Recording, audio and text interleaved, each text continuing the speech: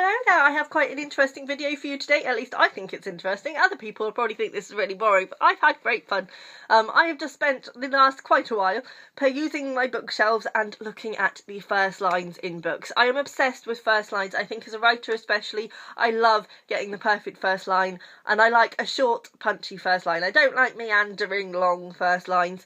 So all of these are quite short, but I've gone through all my books and picked out my 10 favourite first lines that I could find.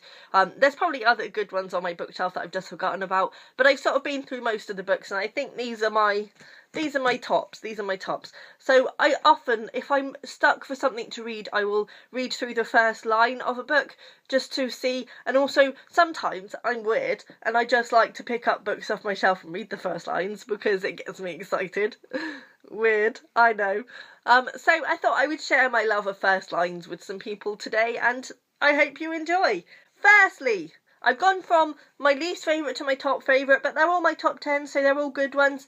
I had to put this one in there. Pride and Prejudice by Jane Austen. I think there's probably not a person alive who doesn't know the first line in this. I think even people who haven't read this have heard the first line, and I think a lot of people don't think they would know the first line would actually know it as soon as they heard it. Because it's a truth universally acknowledged that a single man in possession of a good fortune must be in want of a wife.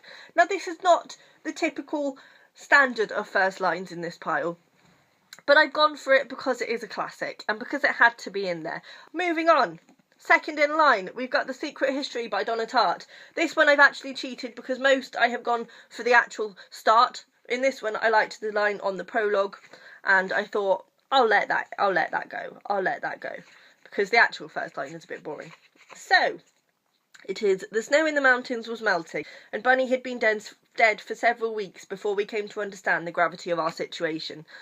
I like it because it's got everything in there, and straight away we're like, whoa, what's going on here? I like being thrown into the action. I like the sudden bam of it. I enjoy that. I like it. Then we've got Till We Have Faces by C.S. Lewis, which is a book that I keep forgetting about and I need to reread. The first line of this one is: I am old now and have not much to fear from the anger of gods. I like it. I think it's punchy but subtle, gives us a good voice, and I enjoy it. Again, we're thrown right into the action. It's a myth retelling. I haven't read it in years and years and years, so I couldn't tell you what myth, but you know, I like the first line. I like that one. Then we've got Ali Smith's The Accidental. Those of you who have been watching for a while will know that this is one of my favourites. The first line on this one, this is a Marmite book, and I think this is a Marmite first line, is: my mother began me one evening in 1968 on a table in the cafe of the town's only cinema.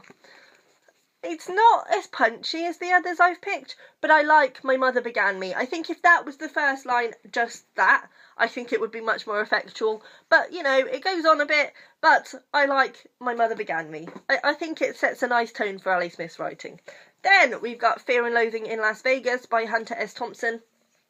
The first line on this one is: we were somewhere around Barstow on the edge of the desert when the drugs began to take hold. I think that pretty much sums up quite nicely this book. I think it doesn't pull any punches, does it? It tells you straight out how it's going to be. Then we've got Ray Bradbury's Fahrenheit 451. This is a good one. I liked this because it was punchy. If I can find it. It was a pleasure to burn. Just simple. Again, gives you everything straight out. You know how it's going to be. I liked that. I like, as I say, the punchier the better for me. I think long, drawling sentence, like some of them that I picked out, started well, and then it would go on and on and on. I mean, one, for example, was Americana by Chimamanda Ngozi Adichie, and I know that I liked it, but the first line was like a whole paragraph, and if the first little section of that paragraph before the comma was a sentence on its own, it would have punch, but it just went on too long, and it didn't have the punch for me. Next, we have John Irving's A Prayer for Owen Meany. This is kind of a bit of a meandering one, but I'm going to let it off because it's memorable. This is probably the longest one that's in the pile. We have I Am Doomed to Remember a Boy with a Wrecked Voice. Not because of his voice, or because he was the smallest person I ever knew, or even because he was the instrument of my mother's death, but because he is the reason I believe in God. I am a Christian because of Owen Meany.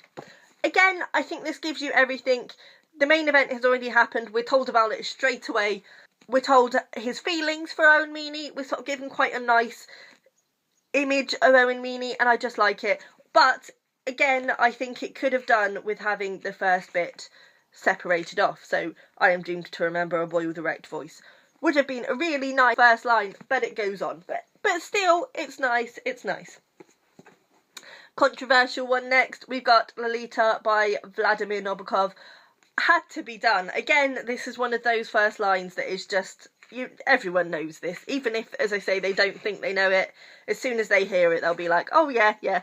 Lolita, light of my life, fire of my loins. And of course, it's sinister, but who doesn't like a sinister read? Honestly. Then we're getting into the top two now. We've got Charles Bukowski's Post Office. It began as a mistake. What began as a mistake? Whoa there. I enjoyed it. I like it. I actually had a task once where I had to pick a book off my shelf and take the first line and make a story out of it, and I picked that one because there are so many places it can go, and it's just so good. Then we've got number one.